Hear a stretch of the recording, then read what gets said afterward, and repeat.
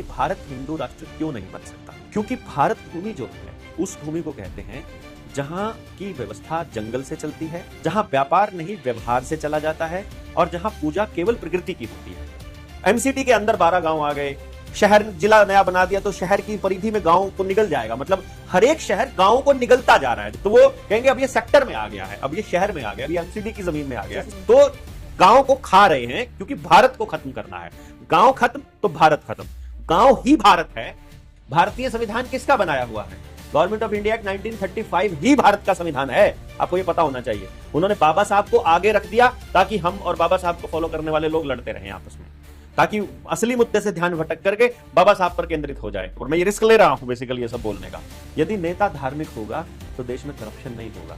यदि नेता सचमुच भगवान को मानने वाला होगा तो वो गलत काम देश में होने ही नहीं देगा, वो अपने डिपार्टमेंट्स को कभी बिगड़ने ही नहीं देगा, वो कभी गलत तरीके से वोट लेने की बात ही नहीं सोच सकता, वो कभी परमात्मा के रास्ते से अलग जाने की बात ही नहीं सोच सकता। तो नेताओं का इन बाबाओं के चरणों में गिरना मात्र एक वोट बैंक को लालायित करते हुए इनकी जीभ लपलपाती है ना, लोग जहां दिख जाते हैं इनकी तो वैसे ही जीभ लपलपाती है ऐसे लोगों को, क्योंकि संवैधानिक पद पर बैठा हुआ आदमी, हमारे संविधान में ये मेंशन्ड है कि वो किसी धर्म विशेष का प्रचार नहीं कर सकता या किसी धर्म विशेष के फेवर में या अगेंस्ट नहीं बोल सकता।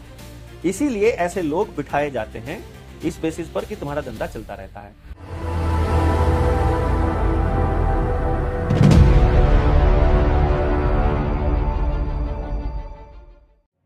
जो हरियाणा के एक बहुत फेमस सिंगर है ढांडा नौलीवाला। कुछ सिंगर ऐसे होते हैं जो हमेशा सिस्टम के ऊपर चोट मारते हैं, जो असलियत को जानते हैं। जैसे आप जानते हो कि बोलती मैं बहुत ज्यादा जानता हूँ, तो उन्होंने चोट मारी सिस्टम के ऊपर।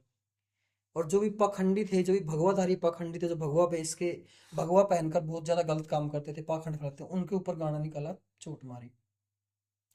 तो बहुत सारे फिर ये बात चल पड़ी, भाई ये तो भगवाधारियों को बोल रहा है, ये तो सनातनियों को बोल रहा है। मतलब उस गाने की लाइन चेंज करवा दी, उस बंदे ने भी चेंज कर दी, लेकिन ये बोला कि मन में तो जो मेरे है वो रहेगा। आप मेरे मन की स्थिति थोड़ी चेंज कर सकते हो, मेरे गाने के बोल चेंज कर सकते हो, लेकिन जो मेरे मन में है वो तो है, और जो रियलिटी है वो सच्चाई है। मतलब पहले बाबाओं का विस्तार होना, फिर उनको दबा देना, फिर उनको उठाना, क्या सिस्टम चल रहा है। और आजकल तो हरियाणा के अंदर दो बाबे और फेमस हो रहे हैं। रामपाल जी तो पहले ही, मतलब अब जो किसानों का साथ देके जब बाढ़ आई थी तो उसमें किसानों का साथ दिया और उनकी हेल्प करी, कहीं मोटरें वितरित की, कहीं कैसे वितरित की। फिर अब किसानों ने उनको सम्मानित भी किया किसान रत्न से। जो बाबा जी जेल के अंदर हैं किसी मुकदमे के अंदर, उनको किसान रत्न से सम्मानित किया जा रहा है। अब बात आती है, एक हास्य वाले बाबा जी हैं। हास्य वाले बाबा जी भी आजकल बहुत ज्यादा प्रचलित हो रहे हैं। मतलब क्या खेल है आपकी दृष्टि से, अगर इनको देखें, क्या है ये खेल? देखो राहुल भाई, मतलब चाहे अभी आप कुछ भी समझेंगे और हमारे देखने वाले भी नाराज हो सकते हैं, बहुत सारे लोग हमारे से। मैं मैं मैं मैं स्टार्टिंग से जानना चाहता हूँ, मैं जब जब इनका खेल शुरू हुआ जो था। आपने जो लाइन शुरू में बोली थी, मैं पहले उसकी बात करूंगा। हम्म। आपने बोला कि ये देश जो है ये हिंदुओं का देश है, हम्म। शुरुआत में ही आपने बोला। ये लाइन आपकी गलत है। हिंदू, संविधान के अनुसार तो सब एक समान है। ना ना, मैं संविधान की बात ही नहीं कर रहा हूं, मैं बात कर रहा हूं हिंदू भारतवासी हैं ही नहीं। आपको ये बात समझ में आना चाहिए। क्या बोल रहे हो आप? हाँ, हिंदू भारत के लोग नहीं हैं और ना जो ही, हिंदू धर्म है या हिंदू वासी कर रहे हो आप? मैं कह रहा हूं जो हिंदू पंथ को मानने वाले लोग हैं, हाँ। किसी भी पंथ को मानने वाले लोग, इंसानियत के अलावा, प्रकृति के अलावा किसी को भी अपना भगवान मानने वाले लोग भारत के लोग नहीं है, ये आपको पता होना चाहिए। ऐसा मतलब इसके बाकी बारे में सारे विस्तार से बताओ, वैसे तो मान देखो, मजा नहीं आएगा। 2011 की सुप्रीम कोर्ट की एक जजमेंट है हम्म। जिसमें सुप्रीम कोर्ट ने यह कहा इस देश के जो असली मालिक हैं वो आदिवासी हैं, जिनकी संख्या 8% है, और बाकी का जो 92% है, चाहे आर्य हैं अपने नाम के पीछे लगाने वाले, चाहे हिंदू लगाते हैं, चाहे मुसलमान लगाते हैं, चाहे ईसाई लगाते हैं, चाहे बौद्ध लगाते हैं, चाहे वो जैन लगाते हैं, चाहे वो मतलब जो भी लोग हैं बाकी इनके अलावा, वो सारे लोग शरणार्थी हैं, बाहर से आए हैं, माइग्रेटेड हैं। ये सुप्रीम कोर्ट का जजमेंट है, मैं नहीं कह रहा हूं। पहली बात तो ये। दूसरी बात, हिंदू धर्म के बारे में जब बातें आई हैं कि हिंदू धर्म इतना पुराना है, भारत उससे भी पुराना है। हम लोगों ने, भारतीय जनता पार्टी की आपने बात करी, भारतीय जनता पार्टी का सारा धंधा पाकिस्तान, मुसलमान और राम, इन 3 नामों पे बड़ा चलता है। पाकिस्तान बनाई 1947 में था, ठीक है। मुसलमानों का जिक्र उसी दौर में आने लगा था, उससे पहले तो हिंदू और मुसलमान इकट्ठे मिलकर लड़ा करते थे। और राम, राम के आने से पहले भी किसी ना किसी को पूछते होंगे इस धरती के लोग, जरूर। ऐसा तो है नहीं कि राम जो है आखिरी था या राम पहला था, राम से पहले भी लोग थे। ये केवल, ये पंथ जो है, हिंदू पंथ है, ये केवल एक ऐसा पंथ है जो किसी भगवान का भी बाप होने का मौका आपको दे सकता है। जैसे दशरथ है, राम का भी बाप हो गया, मतलब कि वो अवतार थे, अवतार का बाप हो गया। बाकी कहीं पर ये आपको विवरण नहीं मिलेगा। रही बात दूसरी, जो मैंने कहा था, हिंदू कोई धर्म नहीं है, ये एक पंथ है, ये एक पूजा की पद्धति है खाली, ना कि कोई ये आप लोगों को, हम लोगों को सब झूठ बहका करके और भावनाओं को भड़काने का काम और उस पर राजनीति करने का काम करते हैं। पहले तो ये स्पष्ट आपको होना चाहिए। और भारत, जिसको भारत कहते हैं, वो कभी भी हिंदू राष्ट्र नहीं बन सकता।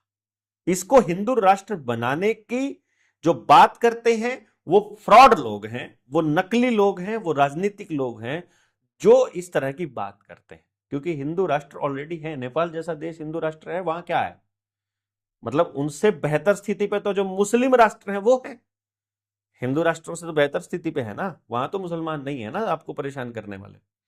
लेकिन बहरहाल ये तो बात हो जाएगी पंथों की आपस में सांप्रदायिकता की, उस पर तो मैं जाऊंगा नहीं। जिस बात पर मैं जा रहा था कि भारत हिंदू राष्ट्र क्यों नहीं बन सकता, क्योंकि भारत भूमि जो है, उस भूमि को कहते हैं जहां की व्यवस्था जंगल से चलती है, जहां व्यापार नहीं व्यवहार से चला जाता है, और जहां पूजा केवल प्रकृति की होती है। जैसे हमारे गांव में, गांव का जो देवता है वो खेड़ा है, और जो खेत है, जो आदमी का जो देवता है वो उसके पूर्वज हैं, जिनको वो खेत में स्थापित करता है, पितरों के रूप में उनको जाना जाता है। तो किसान का जो देवता है वो उसके पूर्वज हैं, और गांव का जो देवता है वो खेड़ा है, जिसने वो गांव बसाया था। और केवल यही भारत है।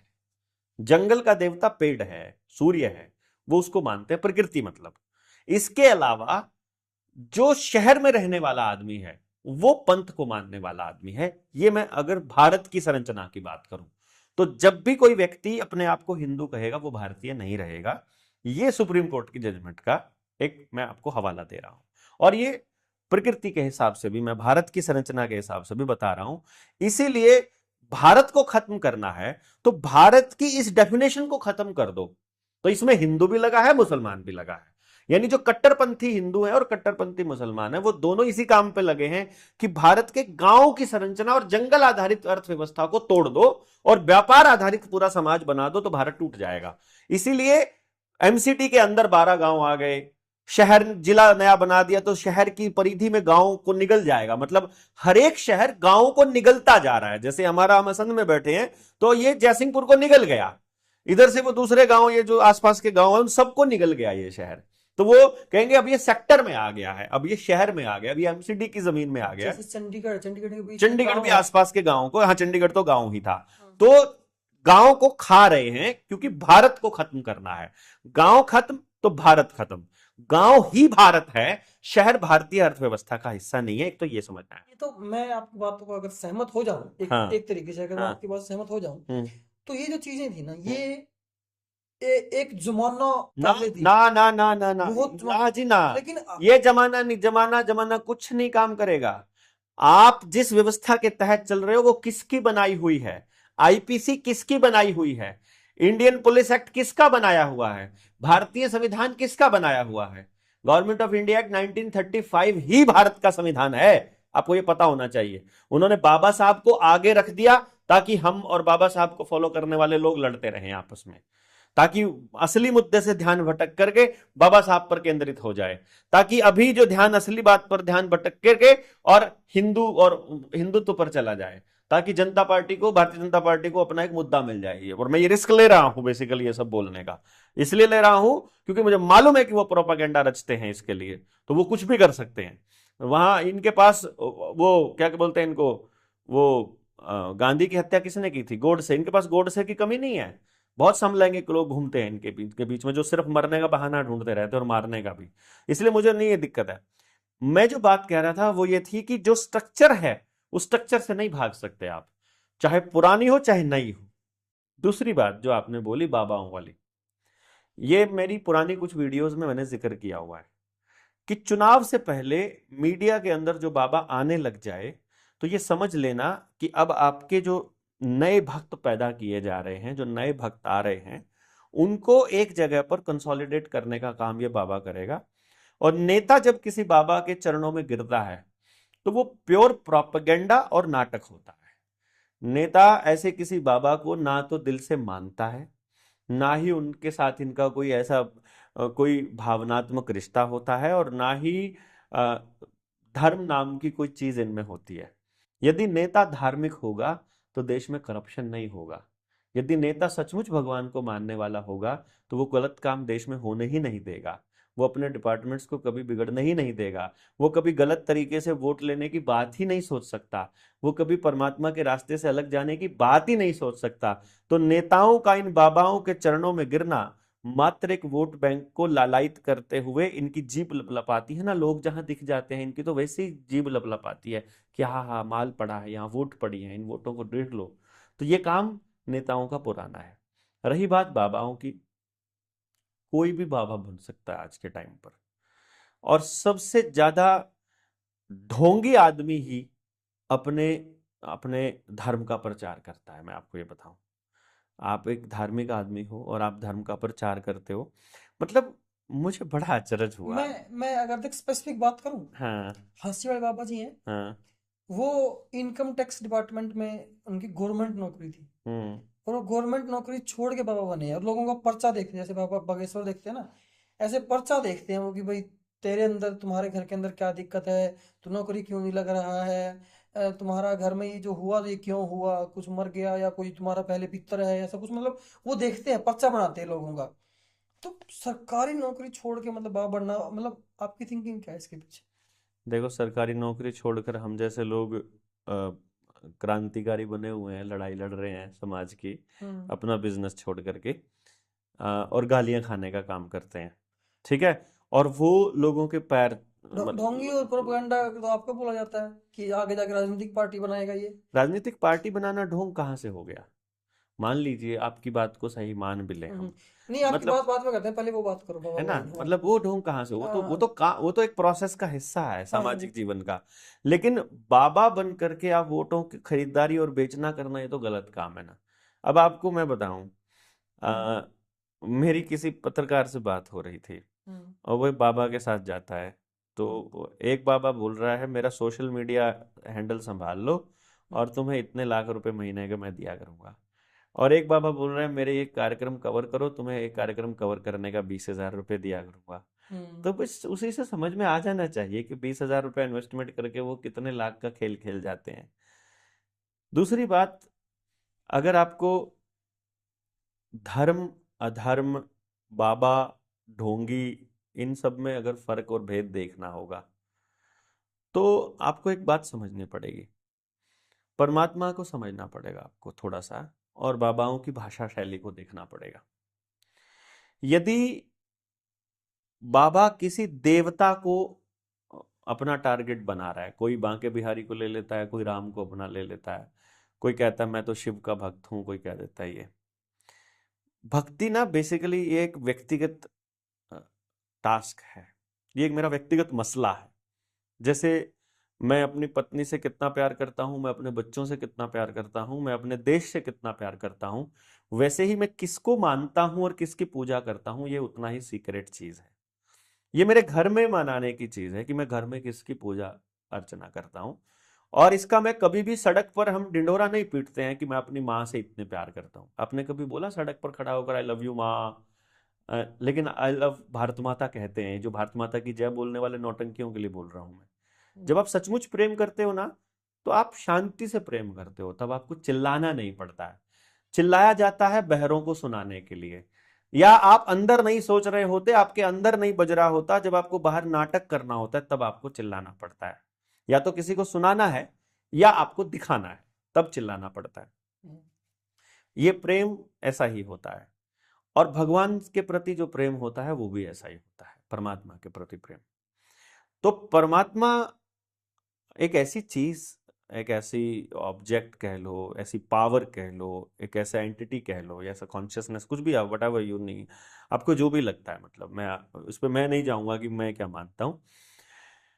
आपने जितने भी ये शब्द बनाए हैं, किसी को भी डिफाइन करना है, मैं आपको राहुल कह रहा हूं तो आपका नाम राहुल है, तो ये जो र है, ये ह है, ये ल है, ये ऊ है और आ है, ये इंसान ने बनाया है। सिंबल जो लिखते हैं हम, राहुल, तो इंसान ने शब्द बनाया है, और इंसान को परमात्मा ने बनाया है।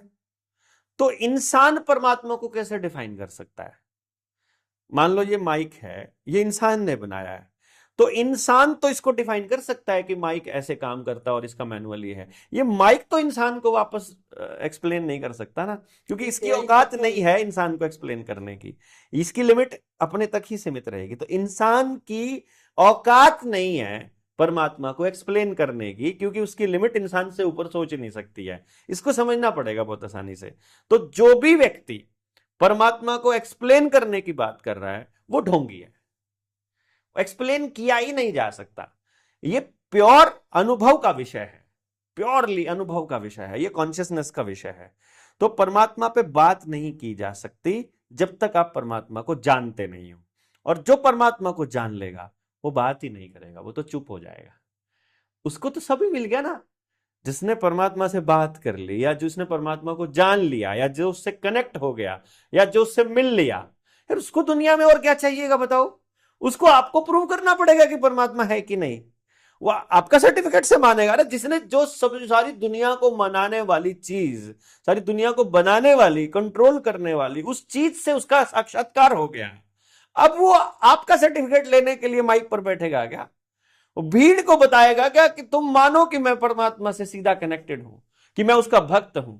वो सर्टिफिकेट मांगेगा। मैं तो इससे मूर्ख आदमी कोई नहीं मानता। यार सर्टिफिकेट ही लेना है तो बड़ी पावर का लो ना, इसका क्या लेना है? ये तो नीचे एक चैनल चला रहा है राहुल, तो एक देवेंद्र का सर्टिफिकेट लेके क्या करोगे? ये तो अपने जनता सरकार मोर्चा में घूम रहा है भोगता हुआ।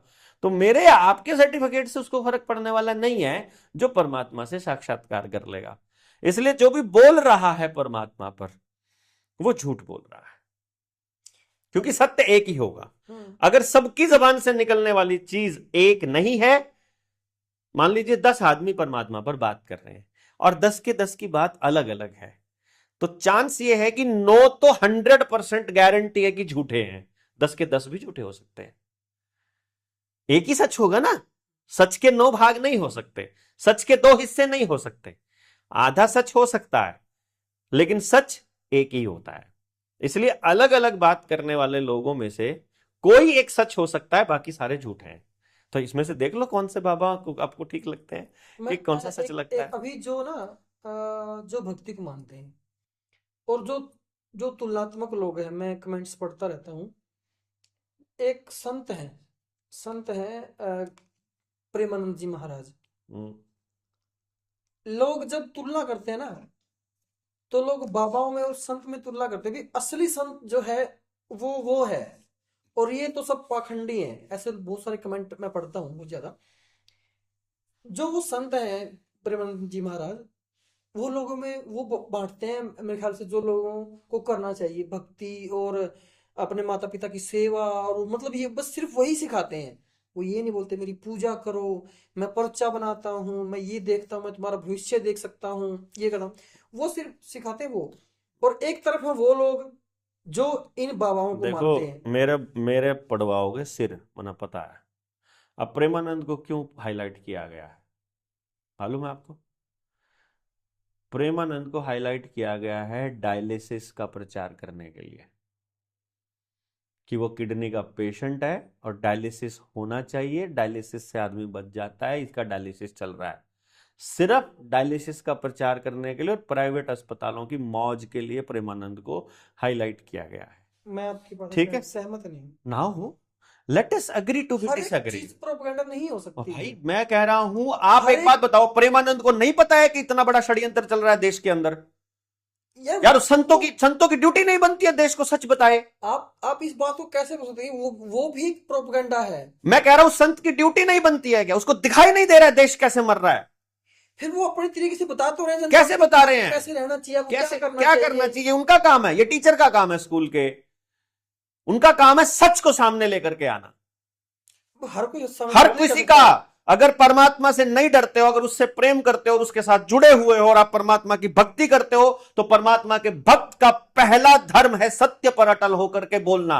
और सत्य यह है कि आपके साथ ठगी हो रही है, और अगर वो सत्य पर नहीं बोल रहे हैं तो नौटंकी है वो। सत्य पर बोलना क्या है उनके लिए? सत्य पर बोलना यह जो असलियत में हो रहा है, क्या उसे नहीं मालूम है कि नरेंद्र मोदी कैसे सत्यानाश कर रहा है? आप नरेंद्र मोदी के पीछे क्यों पड़े? राहुल गांधी कैसे सत्यानाश कर रहा है? चलो और बोलो, वो उसके साथ लग के कर रहा है। राहुल गांधी कैसे सत्यानाश कर रहा है? जैसे जो नरेंद्र मोदी कर रहा है। अभी अभी प्रधानमंत्री कौशल विकास योजना पे तो बात कर ही रहे थे। वो नाश नहीं है, धोखा नहीं है वो देश के साथ। जो आदमी 140 करोड़ लोगों की आंखों में धूल झोंक रहे हैं मिलकर के सारे पॉलिटिशियंस, उनका पर्दाफाश करना नहीं बनता उनकी जिम्मेदारी। मतलब आपके अनुसार? मेरे अनुसार नहीं, मैं तो सत्य के अनुसार बोल रहा हूं यार। आप सच नहीं बोल सकते। आपके पास 24 घंटे होते हैं। हाँ। मेरे जैसा आदमी पागल हुआ पड़ा है, किसी तरह देश के लोगों को जीवन जीना आए, अपनी व्यवस्था बनाए। प्रेमानंद महाराज आज तक किसी को यह नहीं बता पाए अपनी व्यवस्था कैसे बनानी है, अंग्रेजों से कैसे मुक्ति पानी है, बैंकिंग सिस्टम कितना फ्रॉड है, ये पूरा मेडिकल माफिया कितना बड़ा फ्रॉड है, नहीं मालूम है उनको। अब सारा काम उन्हीं के ऊपर थोड़ा थोप दिया मैं जाएगा। कब कह रहा हूं सारा वही काम? सब चीज महीने में एक सिखाएंगे। दिन तो बोल लें, साल में एक दिन तो बोल लें, जिंदगी में एक बार तो बोल दें। मुझे अभी आपके अंदर एक प्रोपेगेंडा नजर आ रहा है बताओ क्या? कि आप हर एक चीज के अंदर बताओ प्रोपेगेंडा ढूंढते हो। यार, मैं ढूंढ दिया मैंने, अब आप इसको काट के दिखाओ। मैं तो ये कह रहा हूं ना, कहने से नहीं होगा ना, प्रूफ दो मुझे ये बताओ। मैं ये कह रहा हूं देश के साथ ठगी हो रही है, ये आपको भी पता है, ये मुझे भी पता है, देखने वालों को भी पता है, सबको पता है। ये बात अगर प्रेमानंद को नहीं पता है तो वो आंखें नीचे क्यों पड़ा है? आंख खोल ले। और अगर उसे पता है तो वो जानबूझकर देश की जनता को नहीं बता रहा है। यही बागेश्वर के साथ हो रहा है, वो क्यों नहीं बता रहा? और हरियाणा में कोई भी है यार, जितने भी नौटंकी हैं ये सारे के सारे जोन से भी हैं, जो देश को सच बताएगा वही असली संत है। सत्य पर अडिग होने वाला आदमी, जो परमात्मा के अलावा किसी से नहीं डरता है, जिसको अपना धंधा चौपट होने का खतरा नहीं है, जिसको अपना आश्रम नहीं बचाना, जिसको अपनी पब्लिक के अच्छे या बुरे लगने से कोई फर्क नहीं पड़ता। मैं ले रहा हूं ना खतरा मोल इनके बारे में बोलने का, मुझे नहीं पड़ता है फर्क, भले ही सड़क पर जाकर के लाठियों से भांजते हैं। मैं हास्य वाले बाबा जी हैं, उनका इंटरव्यू करने गया तो उन्होंने बाबा एक जी बात क्या बोली कहते थी। हैं तो उन्हें भी बाबा जी का जो बाबा जी मतलब जो भी लगाते हैं, उनका जो भी संज्ञा है वो हास्य वाले बाबा जी के नाम से जाने जाते हैं। तो मैंने उनका इंटरव्यू किया, वो क्या बोलते थे कि जो भी पीरों को मानते हैं वो पाकिस्तान चले जाएं, भाई मेरे यहाँ सिर्फ सिर्फ हिंदू आना चाहिए। तो जो भारत के अंदर जो मुसलमान रहते हैं, जो मुस्लिम समुदाय के लोग रहते हैं, तो क्या वो फिर वो हिंदू नहीं है इन बाबाओं के अकॉर्डिंग? तो हिंदू होने का सर्टिफिकेट कौन देगा भैया? कहाँ से मिलता है ये बताओ पहले तो। हिंदू होने की यूनिवर्सिटी कहाँ है भारत में? कौन डिक्लेयर करेगा हम हिंदू हैं? कैसे जो डिक्लेयर? मैं मान लो, आप अगर हिंदू हो? देखो, अगर मैं अच्छा चलो, मैं आपसे पूछता अगर हूँ। मैं राम को मानता हूँ तो मैं हिंदू हूँ। अच्छा, अगर मैं इस्लाम मैं मतलब शिव को मानता हूँ कुरान तो? को मानता हूँ मैं तो शिव को मुसलमान मानता हूँ। हूँ तो? है शिव को मानता हूँ तो? वो हिंदू है। अच्छा, कृष्ण को मानता होगा तो? हिंदू है। परमात्मा को मानता होगा तो? हिंदू है। अगर कुरान वाला परमात्मा और हिंदुओं वाला परमात्मा अलग अलग है? फिर ये तो मुद्दा ही है ना देश के अंदर। ना ना ना ना, ये तो मुद्दा ही है। मैं ही कह रहा हूं उनका परमात्मा और हमारा परमात्मा अलग अलग है। ये तो मुद्दा ही है ना देश के अंदर। यार, हिंदू और मुसलमान केवल पूजा करने की एक पद्धति मात्र है, हाँ, परमात्मा सबका एक ही है। ये सब बोलते हैं, ऐसा मेरा भी मानना है। ठीक है ना? ऐसा मेरा मानना है ना? तो फिर ये हिंदू होने का सर्टिफिकेट देने वाला वो बाबा कौन होता है? हाँसी वाला कौन होता है वो? वो कहता है कि तुम पीरों को मत मानो, तुम अगर आपको आपके कष्ट मिटवाने हैं, जो आपके कष्ट हैं, लेकिन अगर आप पीरों को मानते हो तो मैं आपका कष्ट नहीं मिट सकता। मेरा कष्ट है हाँ। कि ये सरकार लोगों को धोखा दे करके हमारे स्कूलों को बंद कर रही है। हाँसी वाला बाबा या प्रेमानंद या वो बागेश्वर वाला, कोई एक इन स्कूलों को बिकने से बचा दे बस। मेरे देश की शिक्षा व्यवस्था ठीक कर दे, भारत के लिए शिक्षा व्यवस्था बना दे। है कोई बाबा गारंटी लेने वाला? कोई एक बाबा, किसी का भगवान है कोई? क्यों लेगा वो? क्यों नहीं लेगा यार? सबके कष्ट मिटा रहा है, मेरे नहीं मिटा सकता वो? वो सिलेक्टिव होता है। अच्छा, मतलब इसका मतलब प्लान करके आते हैं, सिलेक्टिव होता है तो मैं कह दूंगा हिंदू हूँ, हम्म, सर्टिफिकेट कागज पे लिख के भी दे दूंगा, फिर हम्म। मिटा दे। आप जाओ उनके पास। मैं क्यों जाऊं, मिटा दे, मेरे यहीं से बैठ के मिटा दे। नहीं, वो देखेगा ना आपके हाथ में क्या, कौन सी रेखा कैसे क्या है। ओह, चलो, कोई तो जाएगा वहां उनसे पूछने के लिए कि मेरे ये कष्ट मिटा दो भाई। हम्म। या उनको ही दिख जाए, क्या पता। अगर उन इतनी बड़ी सेटिंग है उनकी परमात्मा के साथ दुख मिटाने वाली, तो वो देश के लोगों का, इतने लाखों अच्छा, लाखों अब करोड़ों आप मेरे को बच्चों ये का बताओ, भविष्य बर्बाद होते हुए बचा अब ले। आप मेरे को ये बताओ, कोई एक पर्सन है और उसको लाखों लोग मानते हैं, बाबा रामपाल है जैसे। अब वो किसी मुकदमे के अंदर जेल में बंद है। अगर संविधान के अनुसार देखें तो वो मुजरिम है, अगर किसी केस के अंदर सजा काट रहा है। और लोग उसको सम्मानित कर रहे हैं किसान रत्न से, क्योंकि उन्होंने किसानों की सेवा करी। जब बाढ़ आई तो उन्होंने उनकी सेवा करी कि कहीं पानी निकलवा दिया, कहीं मोटरें दे दी। अब लोगों के पास भी दो ऑप्शन हो गई। अगर संविधान के अकॉर्डिंग मान के चलें तो वो मुजरिम को रत्न, किसान रत्न दे रहे हैं, सम्मानित कर रहे हैं। अगर तो वो इंसान को माने तो इंसान ने उनकी सेवा करी है तो उन्होंने एक इसलिए तो किसान सबसे दे पहले दिया। देखो, इसमें राहुल भाई आपको जो समझना पड़ेगा वो ये है कि जिन लोगों ने उनको सम्मानित किया है हम्म। उनको आप किसान नहीं कह सकते, ठीक है ना। हम्म। क्योंकि किसानी की ठेकेदारी किसी एक संगठन या एक ग्रुप या कुछ चुनिंदा लोगों ने नहीं ले रखी है, पहली बात तो ये। ना ही आप उनको लोग कह सकते, कुछ लोग कह सकते हैं, कुछ लोगों ने उनको सम्मानित किया, ऐसा बोल सकते हो। लोग नहीं है, मैं भी लोगों में आता हूं, अदरवाइज मैं भी देश की जनता में आता हूं।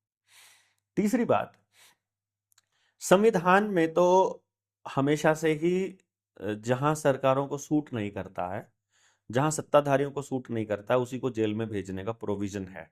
इसलिए संविधान के हिसाब से अगर किसी को सजा हुई है और अगर पुलिस ने वहां सबूत प्लांट करे हो या कुछ भी किया हो, तो मैं उसको भी पूरी तरह से नहीं मानता हूं, ठीक है भाई।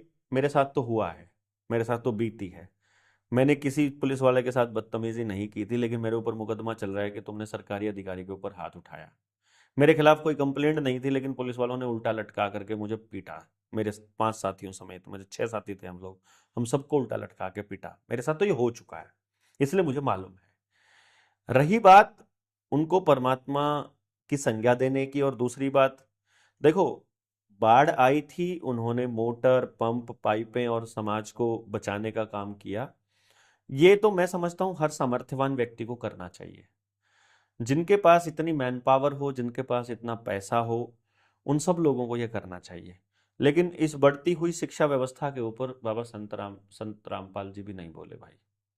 इस मतलब पूरे गेम के ऊपर हाँ, भ्रष्टाचार के ऊपर बोले हैं, वो खुलकर बोले हैं, मुझे पता है। लेकिन इस शिक्षा व्यवस्था पर वो भी नहीं बोले हैं। और मुझे दिक्कत कहाँ आ जाती है, जहां पर व्यक्ति खुद को परमात्मा तत्वदर्शी कहने लग जाए, वहां प्रॉब्लम आ जाती है मुझे। दूसरे लोग कहते हैं वो बात अलग है, लेकिन आप पूरा एक मैनेज्ड एक कैंपेन चलाते हो इसके ऊपर, वहां पर दिक्कत आ जाती है। अभी इसी चीज को समझते हुए मेरे को एक चीज और मेरे बैठे बैठे दिमाग में ये आई हम्म। कि अगर ये काम सरकार करती, यानी कि नायब सीएम हमारे नायब सिंह सैनी करते, लोगों को मोटरें बांट देते, लोगों को मतलब जो जो काम रामपाल ने किया है वो अगर सीएम साहब कर देते, तो क्या जो वो लोग हैं वो सीएम को भी ऐसे ही किसान रत्न देकर सम्मानित करते? मैं वही तो कह रहा हूँ ना, ये इससे कोई भगवान नहीं बनता है ना। इससे आप भगवान का दर्जा नहीं प्राप्त कर सकते। ये तो इमोशंस को खरीदने वाला काम हो गया, ये तो रिश्वतखोरी जैसा काम है कि आपने किसी की मदद की और मदद के बदले आपने उनकी भावनाएं खरीद ली। आप संत हो, आपका काम है और आपकी संगत का काम है सेवा करना। उस सेवा के बदले आपको अपना प्रचार चाहिए, उस सेवा के बदले आपको भक्त लोग चाहिए, तो ये तो तरीका ही गलत हो जाएगा। हाँ ठीक है, सबके अपने अपने तरीके होते हैं पूजा पद्धतियों के, और अपने तरीके से उनको प्रचार करने में भी कोई दिक्कत नहीं आती है। लेकिन अपने आप को सर्टिफिकेट देने वाला, घोषित करने वाले ये कौन होते हैं? हम जैसों को सर्टिफिकेट ये देंगे क्या, इस देश के नागरिक हैं कि नहीं नागरिक हैं? ये हमको पाकिस्तान भेजेंगे? मतलब ऐसे वाहियात लोगों को बाबा जी कहते हो आप लोग, जो पाकिस्तान भेजते हैं देश के दूसरे नागरिकों को, जो किसी जिनकी पूजा की पद्धति आपसे अलग है, उनको आप पाकिस्तान भेजने की बात कह देते हो और आप अपने आप को बाबा कहते हो। मतलब आदमी और आदमी में भेद कैसे कर लिया आपने? अगर आप बाबा हो तो आदमी में और किसी जानवर में भी भेद नहीं होना चाहिए, चींटी में भी भेद नहीं होना क्योंकि बाबा चाहिए। हिंदू धर्म के है ना, हिंदू मुस्लिम में थोड़ी। हिंदू धर्म ही नहीं है, हिंदू पंथ है, संप्रदाय है, मतलब मान लो बाबा हिंदू पूजा की संप्रदाय के पद्धति हैं, है। इसलिए तो बोल रहे हैं वो। तो संप्रदाय का आदमी बाबा कहां से हो गया? सांप्रदायिक आदमी हो गया वो तो। फिर मतलब उनके ऐसा बोलने के और ऐसा काम करने के पीछे मंशा क्या होती है? मैं मेरा जानने की इच्छा तो वही वो थी ना। मंशा एक ही है, पॉलिटिक्स, प्योर पॉलिटिक्स। राजनीति करने वाले लोग, ऐसे लोगों को, क्योंकि संवैधानिक पद पर बैठा हुआ आदमी, हमारे संविधान में ये मेंशन्ड है कि वो किसी धर्म विशेष का प्रचार नहीं कर सकता या किसी धर्म विशेष के फेवर में या अगेंस्ट नहीं बोल सकता। इसीलिए ऐसे लोग बिठाए जाते हैं इस बेसिस पर कि तुम्हारा धंधा चलता रहता है। जब तक इनकी सेटिंग रहती है तब तक वो खूब फलते फूलते हैं सारे बाबे, सबके यहां नेताजी चरण स्पर्श करने के लिए आएंगे। और जिस दिन इनकी सेटिंग खराब होती है बाबा जी जेल में जाएंगे, क्योंकि जहां भी इतनी बड़ी संगत होगी मैनेजमेंट में, थोड़ी सी मिसमैनेजमेंट हुई, एक आदमी मर गया तब गड़बड़ हो जाएगी, किसी ने कंप्लेंट कर दी तब गड़बड़ हो जाएगी, किसी खाते में किसी कागज में गलत कलम चल गई तो अंदर। 1 रुपए की चोरी भी इतना ही बड़ा अपराध है जितनी 1 लाख करोड़ अरे की। अगर अगर कोई एक गुमनाम चिट्ठी वायरल होगी तो भी तो दिक्कत हो भी हो जाएगी। जाएगी। तो सब हाथ में चलता है। तो जब तक सेटिंग रहेगी तब तक बाबा जी बोलेंगे, वही भाषा बोलेंगे जो राजनेताओं को सूट करती है, और जिस दिन राजनेताओं को सूट होने वाली भाषा बोलेंगे उस दिन अंदर जाएंगे। हम जैसे लोग राजनेताओं से भी पंगे लेते हो, ऐसे बाबाओं की।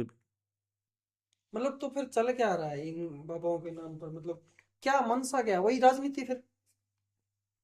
Pure hmm. Pure politics, nothing else. Power, politics, power और पॉलिटिक्स। अभी पावर पैसे की एमएक्स भी और प्लेयर लोगों पे की एक वेब भी। सीरीज आई थी, आश्रम। और आश्रम जो वेब सीरीज थी ना, मतलब प्योर पाखंडवाद, प्योर जो चीज बाबाओं के खेल के पीछे होती है वो दर्शाई गई थी उस वेब सीरीज के जरिए। कि बाबा, एक जो बाबा उसके अंदर जो रोल है वो करता क्या है, किस तरीके से करता है। नहीं देखो, इसमें जो वेब सीरीज पे आप यकीन करने लग जाओगे तो कई बार अच्छे लोग भी होते हैं, अच्छे बाबा भी होते हैं जो सचमुच अपना शांति से और सम्मान से जीना चाहते हैं, और जो आसपास के लोग उनको बड़े आदर भाव से पेश आते हैं और उनके अंदर सचमुच परमात्मा का रूप देखते हैं और वो उनके साथ जुड़े रहना चाहते हैं उस संगत में, तो उनकी भी छवि धूमिल होती है। ये भी गलत है।